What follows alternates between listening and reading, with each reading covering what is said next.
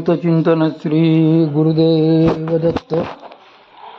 माझ्या सर्व साधक बंधू भगिनींनो, आज आपण परमपूज्य मामासाहेब देशपांडे महाराजांचे येई जे पश्चिमेची या घरा या पुस्तकाचे वाचन करणार आहोत. जय जय ओ शुद्धे उदार प्रसिद्धे अनवरतानंदे वर्षतीये श्री कृष्ण गुणी माते सर्वत्र करी वो सारते राणीवे बैसवी श्रोतयांते श्रवणाची ये जी. सकलेश्वरी मंडित सद्गुरू श्री संत ज्ञानेश्वर महाराज यांच्या पुण्यपावन श्री चरण कमोली ही सेवा त्यांनी समर्पण केलेली आहे. याचा प्रस्तावना परमपूज्य श्री दादा कोडे महाराजांनी लिहिलेली आहे. श्रीमद भगवद्गीतेचा 6वा अध्याय योगशास्त्रातील गुह्यतम असा ध्यानयोग किंवा अभ्यास योग म्हणून प्रसिद्ध आहे. या अध्यायावरची सद्गुरू श्री ज्ञानेश्वर महाराजांची भावार्थ दीपिका टीका ही तर त्यांच्या अनुभवाचे बोल आहेत. या अध्यायात त्यांनी नादसंकेतीचा दंश उघड करून दाखविला आहे. म्हणूनही श्री ज्ञानेश्वरीच्या 6व्या अध्यायाचे महत्त्व वादातीत आहे. अभ्यास योग हा विशेष मुळे अभ्यासाचा असल्यामुळे श्री गुरु सांगतील त्या पद्धतीने घडला तरच तो आकळणारा आहे. शिवाय या अध्यायाची प्रतिपत्ती निष्काम पुरुषांसाठीच माऊलींनी केलेली आहे. त्यामुळे या अध्यायाची उकल करून सांगणे हे अनुभूतीहीनाला तितकेसे सोपे कार्य नाही, नवे अशक्यप्रायच आहे. तेथे प्रेमळ गुरुपुत्रच अनुभवाने व श्री गुरुकृपेने अधिकारी ठरतात. परमपूज्य श्री मामा हे 1953 सालापासून श्री ज्ञानेश्वरीची प्रवचन सेवा करीत आहेत. एक मर्मज्ञ, विद्वान व रसाळ प्रवचनकर्ते म्हणून ते सुप्रसिद्ध आहेत. अभ्यासयोग हा त्यांच्या विशेष जिव्हाळ्याचा आणि स्वानुभवाचा विषय आहे. या अध्यायावर आजपर्यंत त्यांची अक्षरशः हजारो प्रवचने झाली आहेत आणि त्यांच्या प्रवचनांनी श्रोत्यांना दरवेळी एक वेगळीच आनंद अनुभूती दिलेली आहे. श्री ज्ञानेश्वरी परमपूज्य श्री मामांचा जीवनादर्श आहे. त्यांचे रद्गत आहे, त्यांचे जीवन आहे आणि सर्वस्वही आहे. श्री गुरुकृपेने ते ज्ञानेश्वरी अक्षरशः जगत आहेत. माऊलींची ओवी त्यांच्या नित्य चिंतनाचे अंग आहे. एखाद्या ओवीचे विवेचन करताना त्यांच्या हृदयाकाशात अनुभूतीचे श्रावण मेघ दाटून येतात आणि अपार कारुण्य वर्षतात. श्रोत्यांची मने मयूर होऊन प्रमत्त भावविभोर हर्षविभोर होतात आणि त्या ओवीच्या अर्थसरीने आनंद चिंब होऊन माऊलींच्या भावविश्वाचा साक्षात्कार अनुभवतात. माऊलींची ओवी ही माऊलींची लढीवाळ मानसकन्याच आहे. याचा प्रत्यक्ष आपल्या प्रवचनांमधून ठायी ठायी आणून द्यावा तो परमपूज्य सद्गुरू श्री मामांनीच. संतकृपा मासिकातून परमपूज्य श्री मामांची 6व्या अध्यायावरची साधक भक्तांनी टिपून ठेवलेली प्रवचने एप्रिल 1985 पासून क्रमशः प्रसिद्ध होत गेली. अनेक भाविकांच्या, आस्वादक रसिक श्रोत्यांच्या आणि अभ्यासांच्या सतत आग्रहामुळे हीच प्रवचने क्रमशः पुस्तक रूपाने प्रसिद्ध होणार आहेत. त्यातील प्रथम 4 पुस्तके अक्षय साहित्य योजनेद्वारे आपणासमोर सादर करताना अतिशय आनंद वाटत आहे. हा प्रवचनबोधांचा सद्गुरू प्रसाद किती अपूर्व आहे हे आपण प्रत्यक्ष अनुभवणार आहातच. तेव्हा त्याबद्दल माझ्यासारख्या अनधिकाऱ्याने व अज्ञानाने आणखी काही सांगणे खचितच योग्य ठरणार नाही. शेवटी ज्यांच्या उदार वर्षाबातून हे ग्रंथ लिहिणे अंकुरले आणि जीवमाधुर्याने तरारले त्या माझ्या परमदयाळू भक्तवत्सल भक्ताभिमानी सद्गुरू परमपूज्य श्री मामांच्या श्रीचरणी त्रिकाल मस्तक ठेवून आश्रय घेतो. जो सर्वने निवाद जाणिजे मौनाची या मिठिया वाणिजे काहीच न होनी आणिजे आपण पयाजो तया तू ते मी सेवकपणे लेववी बोलके या स्तोत्राचे लेणे, हे उपासाते वेही म्हणता उणे अद्वयानंदा. येई जे पश्चिमेची या घरा. श्री ज्ञानेश्वरी अध्याय 6 अभ्यास योग. सद्गुरू श्री ज्ञानेश्वर महाराजांनी ज्ञानदेवी या ग्रंथाद्वारे जनास जे सांगितले त्याचे विवरण आपण त्यांच्याच कृपेने पाहत आहोत. यापूर्वीच्या तो अध्याय 6 या प्रथम ग्रंथ विभागात आपल्या एकूण 55 ओव्या बघून झालेल्या आहेत. त्यापुढील ओव्यांचे विवरण आपण क्रमशः त्यांच्याच कृपेने या द्वितीय ग्रंथ विभागात पाहू. यम 5 व नियम 5 हे आपण यापूर्वी प्रथम पाहिले. त्यानंतर काहींच्या मते यम 10 व नियम 10 आहेत तेही पाहिले. त्यानंतर आसनांचे थोडे स्पष्टीकरण करून माऊली येई प्राणायामाचे आडकाठे म्हणजे काय म्हणतात ते पाहिले. मग प्रत्याहाराचा आघाडा जो बुद्धीची आई पाया निसरडा, जेत हटिये सांडिती होडा कडेल ग. मग म्हणजे यम नियम आसन व प्राणायाम यांचा अभ्यास श्री गुरूंनी दाखवल्यावर हुकूम झाल्यावर तो अभ्यास प्रेम व श्रद्धा यांनी युक्त असा असावा असे म्हणण्याचे कारणही महत्वाचे आहे. आता आसनांचे उदाहरण घेऊ. आसने करताना ती आपण आत्मोद्धारासाठी करत आहोत इकडे लक्ष दिले नाही तर शरीर लवचिक होईलही, पण आत्मोद्धारासाठी त्याचा उपयोग होणार नाही. सर्कशीमध्ये कसरत करणाऱ्यांचे अंग लवचिक असते, पण त्याचा उपयोग सर्कस करून पैसे मिळवणे एवढाच असतो.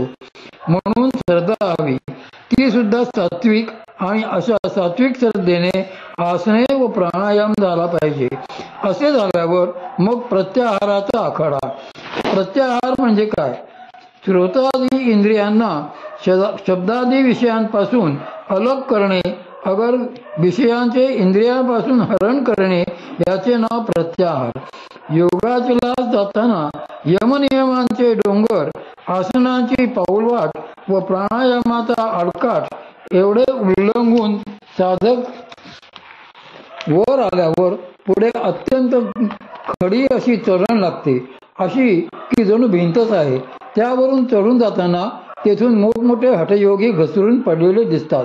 उदाहरण द्यायचे झाले तर इतर झाडांवर चढणे व नारळाच्या झाडावर चढणे यातील जो फरक तोच येथे आहे.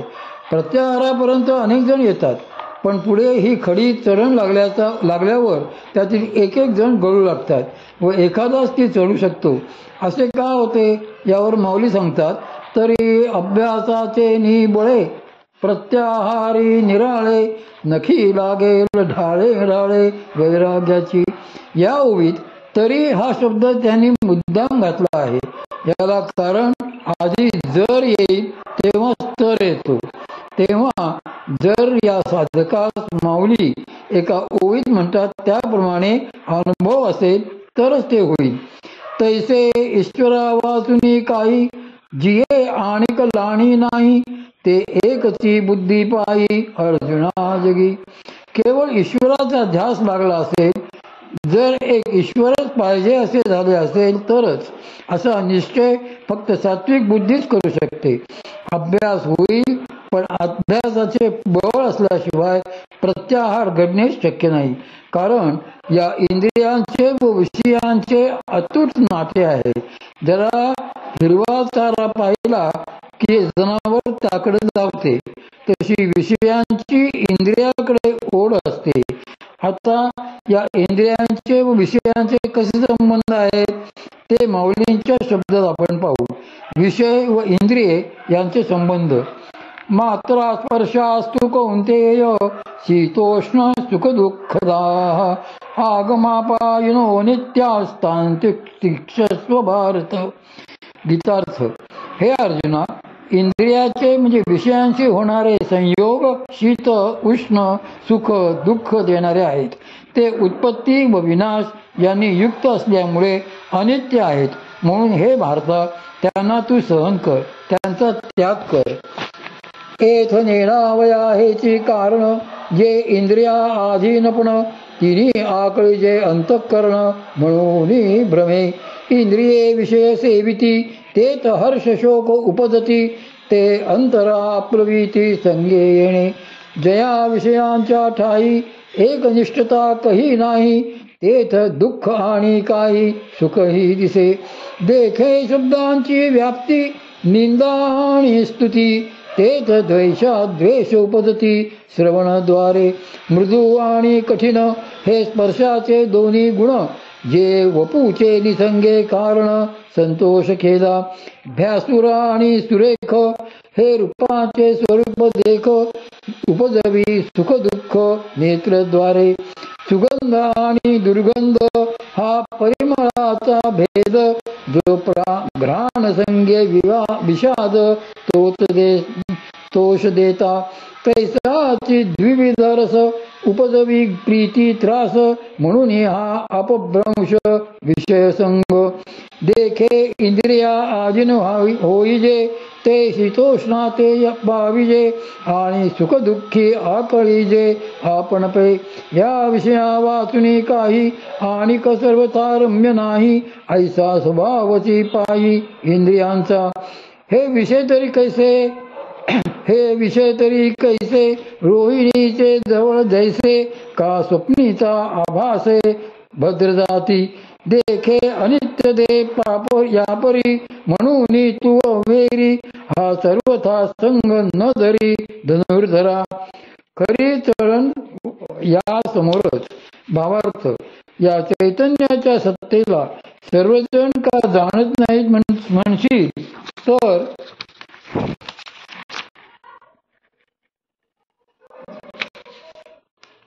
तर त्याला कारण म्हणजे त्यांची इंद्रियाधीनता हेच होय. इंद्रियांच्या अधीन मन झाले म्हणजे ते भ्रम पावते. इंद्रिये विशेष सेवन करीत असतात. त्यामुळे हर्ष शोक उत्पन्न होऊन ते मनुष्याच्या मनाला व्यापून टाकून व्याकुळ करतात. हे विषय नेहमीच सुखकारक किंवा दुःखकारक असू शकत नाहीत. त्यांच्यापासून कधी सुख तर कधी दुःख असे होत असते. शब्द हा एकच विषय असला तरी त्यापासून कधी स्तुती तर कधी निंदा उत्पन्न होते. आणि श्रवणेंद्रियाने त्यांचे ग्रहण केल्याबरोबर त्याविषयी आदर किंवा तिरस्कार उत्पन्न होऊ लागतो. स्पर्श विषय एकच, परंतु त्याचेही मृदू आणि कठीण असे दोन प्रकार असून त्वगिंद्रियाच्या संगतीने संतोषाला किंवा खेदाला तोच कारण होतो. रूपविषयी त्याचप्रमाणे असून त्याची भयानक आणि रम्य अशा दोन प्रकारांनी जाणीव होऊन तो नेत्रांच्या द्वारा सुखदुःख देण्याला कारण होतो. त्याचप्रमाणे गंध विषयाच्या ठिकाणी सुगंध आणि दुर्गंध हा भेद उत्पन्न होऊन नासिकेच्या द्वारा त्याबद्दल त्याग स्वीकारात्मक भावना निर्माण होतात. तसाच रसविषय हा दोन प्रकारचा बनून मनुष्यास ग्राह्य आणि अग्राह्य वाटू लागतो. एवंच विषयांच्या संगतीने इंद्रियांच्या स्वाधीन मनुष्य झाला म्हणजे त्याला शीत उष्ण किंवा सुख दुःख अशा प्रकारच्या द्वंद्व भावना होऊ लागून त्यात तो अडकून पडतो. या इंद्रियांना तर विषयांपासून काही प्रिय नाही असा त्यांचा उपजत स्वभावच आहे. आणि विषय पाहिले तर मृगजलाप्रमाणे भासमान होणारे किंवा स्वप्नातील गजांत लक्ष्मीप्रमाणे केवळ मिथ्या आहेत. असे हे विषय अनित्य क्षणभंगूर आणि नाशिवंत असल्यामुळे अर्जुना तू त्यांचा त्याला त्याग कर आणि त्यांची आसक्ती धरू नकोस. त्यासाठी अभ्यासाचे बळ पाहिजे. माऊलींचे हे म्हणणे वाचले म्हणजे प्रत्याहार ही खडी चढण कशी आहे हे समजते.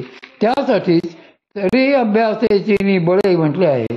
अभ्यास न त्याचे बळ असल्याशिवाय प्रत्याहार होणारच नाही. तो अभ्यास कसा तर नखी लागेल ढाळे ढाळे वैराग्याची. या ठिकाणी विषय समजण्यासाठी आपण सिंहगडाची गोष्ट पाहू. या किल्ल्याचे मूळ नाव कोंडाणा. त्या किल्ल्याची चढण अति खडी. ती चढण्यासाठी तानाजीने घोरपडीचा वापर केला व तो किल्ला जिंकला. त्या लढाईत शिवाजीचा सिंह तानाजी पडला, म्हणून त्या किल्ल्यास सिंहगड हे नाव दिले. घोरपड आपल्या पुढील पायांच्या नख्या रोवून पक्क्या झाल्यावर मागील पाय सोडते व ते पक्के झाले म्हणजे पंजे पुन्हा पुढे नेऊन त्या जागी रोवते. तसेच माणसाने अभ्यासाचे बळ घेऊन पुढे गेल्यावर प्रत्याहार होऊ शकतो, परंतु ज्यांना अभ्यासाचाच कंटाळा येतो त्यांना हा प्रवास मध्ये सोडावा लागतो. परंतु तो सांग आणि परिपूर्ण झाला तर ऐसा पवनाचे पाठारे, येता धारणेचे पैसारे, क्रमी ध्यानांचे चावरे सांडे तो. त्याने ध्यान लागते. अशा तऱ्हेने प्राणायाम करता करता, त्या अभ्यासाचा सतत पाठपुरावा करता करता, प्राणायामाची चढण चढता चढता पुढे कुंभकरूपी पठार म्हणजे सपाट जमीन लागेल आणि त्या कुंभकाची स्थिरता म्हणजेच प्राणायाम न करता म्हणजेच श्वासोच्छ्वास न होता सहज राहणे घडेल. यात जसे जसे अंतर वाढत जाईल तशी तशी धारणा वाढत जाईल आणि जशी जशी धारणा वाढत जाईल तसे तसे चित्त शुद्ध होत जाईल. जसे जसे चित्त शुद्ध होत जाईल तसे तसे ते ध्येयाशी समरस होत जाईल व ते जसे जसे समरस होत जाईल तसे तसे ध्यान लागत जाईल. असे ध्यान लागत गेले की पुढे काय तर मग त्या मार्गाची धाव, पुरेल प्रवृत्तीची हाव, जेत साध्य साधना खेव समरसे होय. मग या शब्दाने पुन्हा हेच सिद्ध केले आहे की वरील 2 ओव्यांचा अभ्यास पूर्ण झाला असेल तरच त्यानंतरच या मार्गाची हाव संपते. कारण योग हा परम नव्हे, पण मल विक्षेप हे अंतःकरणाचे धर्म नाहीसे करण्याकरता योग आवश्यक असतो. म्हणून म्हणतात नुसत्या योगाने ईश्वर प्राप्ती होत नाही. नुसत्या योगाने ती जशी होत नाही तशी नुसत्या ज्ञानानेही ती होत नाही. म्हणून योग व ज्ञान या दोघांची सांगड महात्म्याने घातली आहे. त्यात योगाच्या